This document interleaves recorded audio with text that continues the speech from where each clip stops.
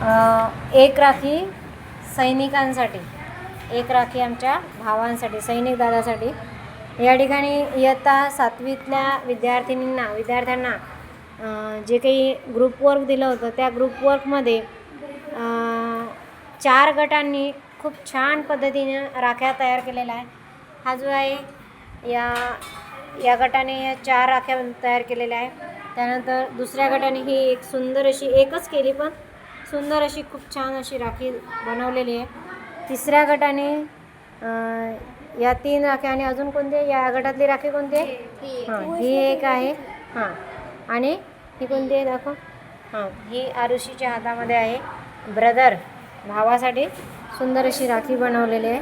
आणि चौथ्या गटातल्या राख्या कोणत्या आहे? तर चौथ्या गटातल्या या राख्या आहे.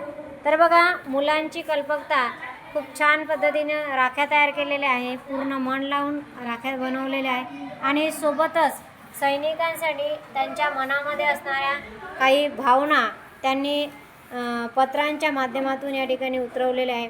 तर नक्कीच या उपक्रमातून या मुलींच्या भावना असणारे हे पत्र भावासाठी, आणि सोबतच या राख्या ज्यांनी स्वतःचं खरोखर बहीण भावाचं प्रेम काय असते स्वतःच्या हाताने बनवून या ठिकाणी सिद्ध केलं. आणि कुठली मार्केटमधली राखी न आणता हँडमेड स्वरूपाच्या या राख्या बनवल्या.